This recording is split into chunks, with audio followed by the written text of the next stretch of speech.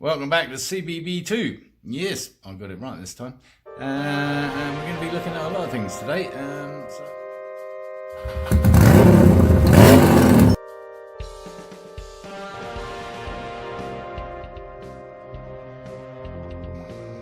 Okay, let's get this front sprocket off. I told you we were going to be jumping around a little bit. So this tool, a special tool, I bought actually for the Yamaha R6. If you want to see how I got the front sprocket off that for a giggle, tune into that series. But the idea is that it basically just jams it. So you actually throw these 2 points into the sprocket itself, into the teeth of the sprocket, and then it jams itself against something. So best to do it before we paint it all, right? Yeah, because we're going to chip some paint, I'm sure. And then you can get those bolts, nuts, whatever, off.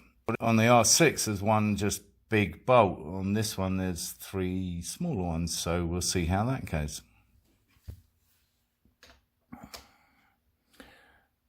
Okay, let's see how this goes. There we go. Sweet as. So that's the 2 10mm, which hold that outer cover.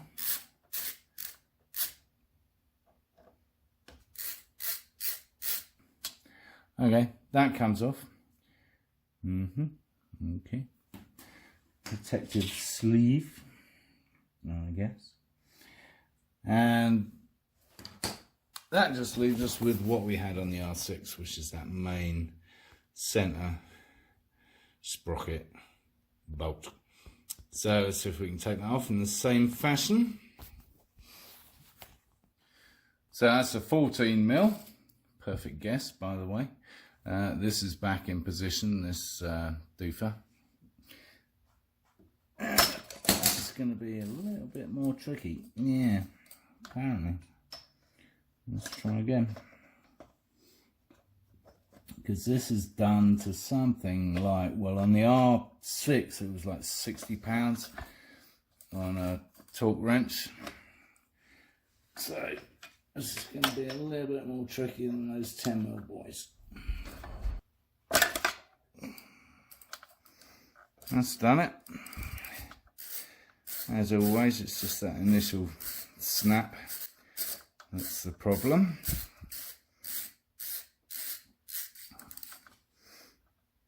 And the boy comes out of there. Take that off. And this should just... Lovely. Well, actually not so lovely. Yeah. Glad we're getting a new one of those. Well, as I say, they didn't work for me on the Yamaha, but they did on this bike. So I'm glad I had them handy. And there's all the bits and pieces. Put them in a bag. And await new ones. Right, let's get this bloody back wheel off. So thankfully it's the same as the other Honda actually. So it's a 22mm this side. And I don't know what the metric equivalent is, but it's a 15/16 the other side. So I'm guessing like 24, 25 probably, which I haven't got. But we don't mind mixing and matching metric and imperial, as long as it gets the job done. And this, of course, again, is one of those castle nuts. They call these castle nuts. So there should be a split pin in here, but obviously the kid took the back wheel on and off and didn't bother tightening it up. So hopefully it'll be nice and loose. Yep, so that's loosened off, and here's our contraption. Yes, our pit stand thing, which is previously set for the last CB. So it's perfectly set for this one. Okay, just got to get the bugger up in the air now. Well, this is a little bit marginal. We might have to get the engine crane out after all. Basic problem is that the under here, you can't see it now.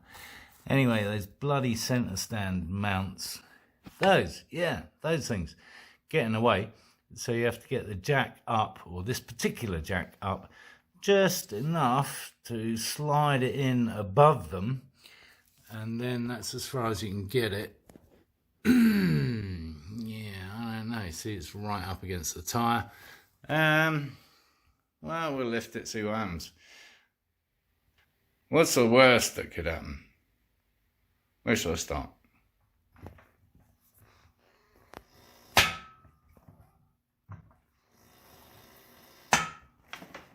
Well, we're airborne. Yeah, and still vaguely upright. So I think what I'm going to do is put a jack stand somewhere this side to stop it falling over when we start wheeling shit around this end. Like that. So first up, release the brake rod. Is that what it's called? I don't know. Anyway, so simply depress the pedal and unscrew this here, and then it pops out. So that's that done. Then we just need to pull the wheel. This boy here.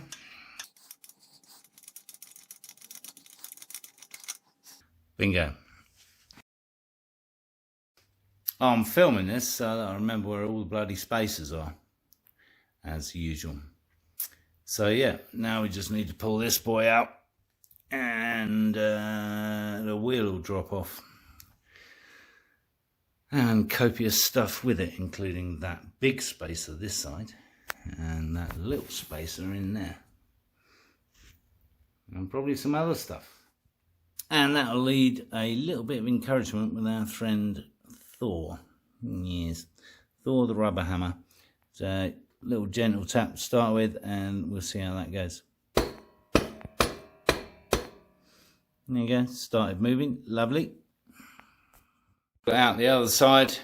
Now we've got some room to maneuver with, and everything will fall apart.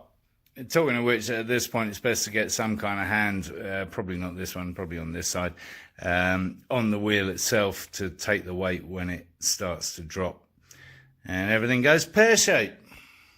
So the disintegration has started as we edge everything out, obviously.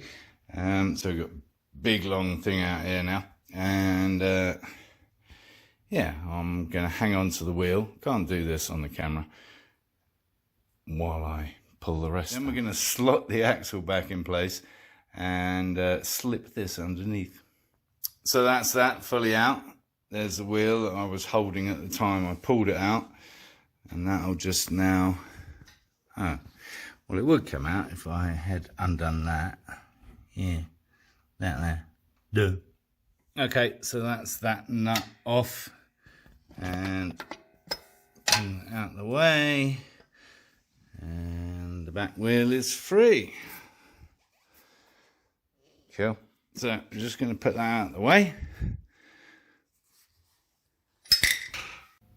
Looks like the kid put new bearings in as well. That's good news. And I'm doing this all quite gently because it's quite precarious, like I said. I don't like using jacks and motorbikes. Alright, that's that. Just screwing that back on there so I remember where it goes. So it's kind of jacked up. I'm going to have to use all my hands possible to maneuver this down, and I hope it doesn't fall off the back. I don't know what to do about that. So I'll let you know how it goes. If you don't hear from me again, you'll know it went badly. Well, of course, that was the answer, wasn't it? To put these back in, because they'll stop it moving too far back. I hope. Jack is down. We're on the pit stand. Don't know how confident I am about moving it around. Luckily, I've got enough space between here and there. So we'll kind of leave it there for now.